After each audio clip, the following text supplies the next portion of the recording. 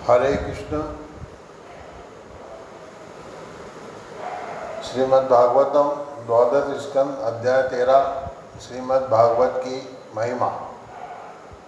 सूत गोस्वामी ने कहा, ब्रह्मा, वरुण, इंद्र, रुद्र तथा मरुदगण दिव्य स्तुतियों का उच्चारण करके तथा वेदों को उनके अंगों, पदक्रमों तथा उपनिषदों समेत बाँचकर जिनकी स्तुति करते हैं, सामवेद के गायक जिनका सदैव गायन करते हैं, सिद्ध योगी अपने को समाधि में स्थित करके और अपने को उनके भीतर लीन करके जिनका दर्शन अपने मन में करते हैं तथा जिनका पार किसी देवता या असुर द्वारा कभी भी नहीं पाया जा सकता, ऐसे पुण्य पुरुषोत्तम भगवान को मैं सादर नमस्कार करता हूँ।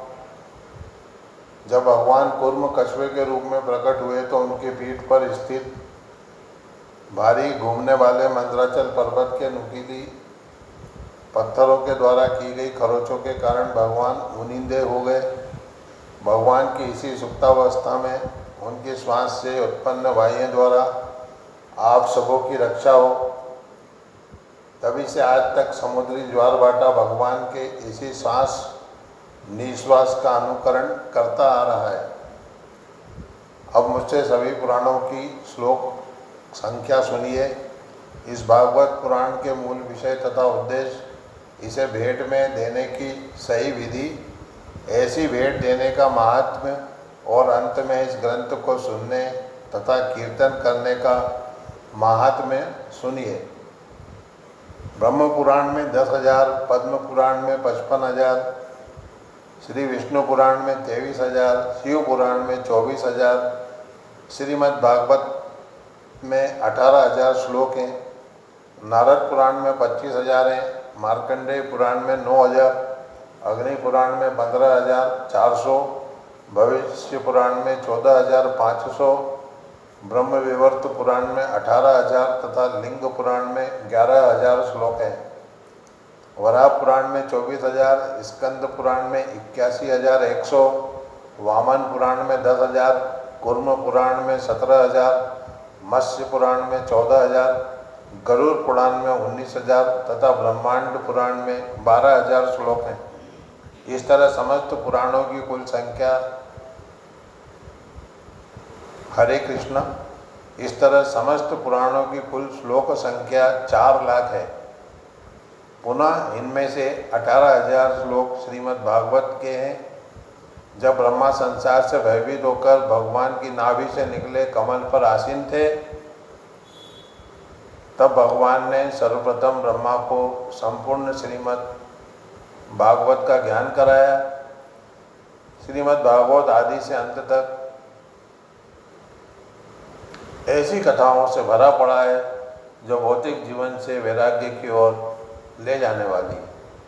साथ ही इसमें भगवान हरि की दिव्य लीलाओं का अमृतमय विवरण भी है, जो संत भक्तों तथा देवताओं को भाव विभोर कर देने वाला है।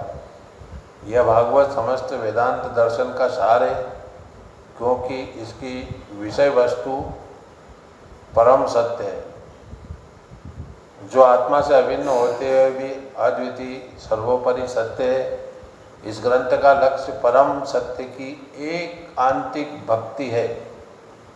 यदि कोई व्यक्ति भाद्र मास की पूर्णमासी को सोने के सिंहासन पर रखकर श्रीमद् भागवत का दान उपहार के रूप में देता है, तो उसे परम दिव्य गंतव्य प्राप्त होगा। अन्य सारे पुराण तब तक संतों की सभा में चमकते हैं जब तक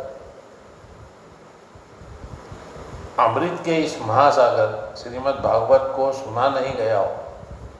श्रीमद् भागवत को समस्त वेदांत दर्शन का सार कहा जाता है, जिसे इसके अमृतमय रस से तुष्टि हुई है, वह कभी अन्य किसी ग्रंथ के प्रति आकृष्ट नहीं होगा। जिस तरह गंगा समुद्र की ओर बहने वाली समस्त नदियों में सबसे बड़ी है, भगवान अच्युत देवों में सर्वोच्च हैं और भगवान शंभु शिव वैष्णवों में सबसे बड़े हैं, उसी तरह श्रीमद् भागवत समस्त पुराणों में सर्वोपरि है। हे ब्राह्मणों, जिस तरह पवित्र स्थानों में काशी नगरी अद्वितीय है, उसी तरह समस्त पुराणों में श्रीमद् भागवत सर्वश्रेष्ठ है।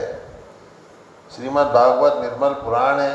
यह वैष्णवों को अत्यंत प्रिय है, क्योंकि यह परमहंसों के शुद्ध तथा सर्वोच्च ज्ञान का वर्णन करने वाला है। यह भागवत समस्त भौतिक कर्म से छूटने के साधन के साथ ही दिव्य ज्ञान, वैराग्य तथा भक्ति की विधियों को प्रकाशित करता है। जो कोई भी श्रीमद् भागवत को गंभीरतापूर्वक समझने का प्रयास करता है, जो समुचित ढंग से श्रवण करता है और भक्तिपूर्वक कीर्तन करता है, वह पूर्ण मुक्त हो जाता है। मैं उन शुद्ध तथा निष्कलुष परम पुण्य सत्य भगवान का ध्यान करता हूँ, जो दुख तथा मृत्यु से मुक्त हैं और जिन्होंने प्रारंभ में इस ज्ञान के अतुलनीय दीपक को ब्रह्मा से प्रकट किया।